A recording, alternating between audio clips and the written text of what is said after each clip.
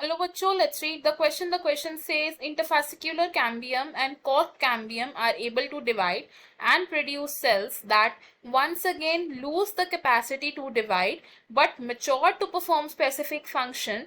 This phenomenon is called option 1 differentiation, option 2 de-differentiation, option 3 redifferentiation, option 4 heterophily. Question में हमसे बोला गया है कि इंटरफैसिकुलर कैम्बियम और कॉर्क कैम्बियम डिवाइड कर सकती हैं एंड न्यू सेल्स को प्रोड्यूस कर सकती हैं, लेकिन एक ऐसा पॉइंट आएगा जब वो अपनी डिवाइडिंग कैपेसिटी को दोबारा से लूज कर देंगी एंड मच्योर हो जाएंगे टू परफॉर्म स्पेसिफिक फंक्शंस। इस फिनोमिनन को क्या बोलते हैं, हमें ये बताना है। इस क्वेश्चन में हमारा जो की कॉन्सेप्ट यूज होगा that would be terminology for plant growth. सबसे पहले अगर बात करें डिफरेंशिएशन की अबाउट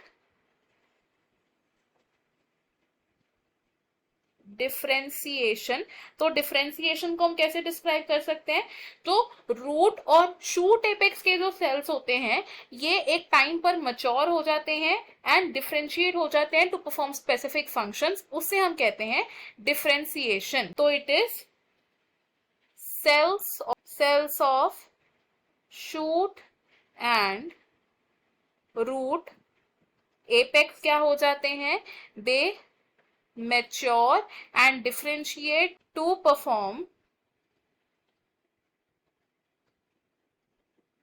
specific roles या specific functions and इस टाइम पर ये सेल्स अब डिवाइड नहीं कर पाएंगे फर्दर, इसे हम बोलते हैं डिफरेंशिएशन। अब जो डिफरेंशिएटेड सेल्स होते हैं वो रीगेन कर लेते हैं एक टाइम पर अपनी डिवाइडिंग एबिलिटी को।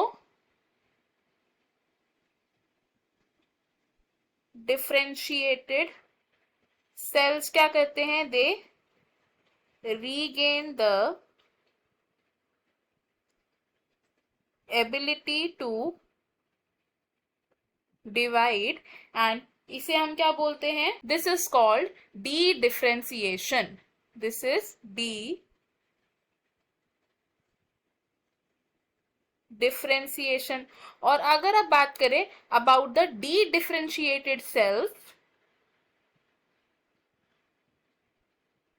डी डिफरेंशिएटेड सेल्स यानी कि ऐसे सेल्स जो इनिशियली अपनी डिवाइडिंग एबिलिटी को लूज कर चुके थे लेकिन उन्होंने अपनी डिवाइडिंग एबिलिटी को एट सम पॉइंट दोबारा से रीगेन कर लिया है, इन्हें हम बोलते हैं डी डिफरेंशिएटेड सेल्स। अब ये जो डी डिफरेंशिएटेड सेल्स होते हैं ये दोबारा से यानी कि वंस अगेन क्या करते हैं, they lose the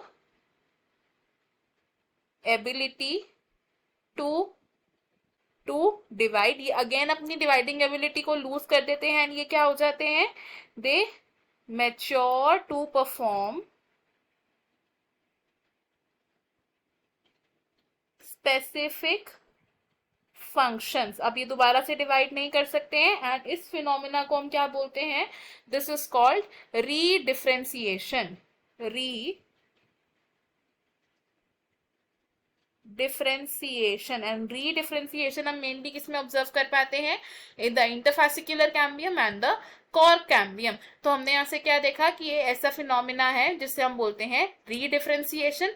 option 1 and option 2 तो रॉन्ग हो जाएंगे, ऑप्शन 4 भी रॉन्ग होगा बिकॉज हेट्रोफिली एक ऐसा फिनोमिना जिसमें plant environment and different life stages पर अलग अलग स्ट्रक्चर्स को फॉर्म करता है। इस क्वेश्चन में हमारा जो फाइनल और करेक्ट आंसर है वो होगा option 3 रीडिफरेंशिएशन। I hope you have understood it well. Best of luck, thank you.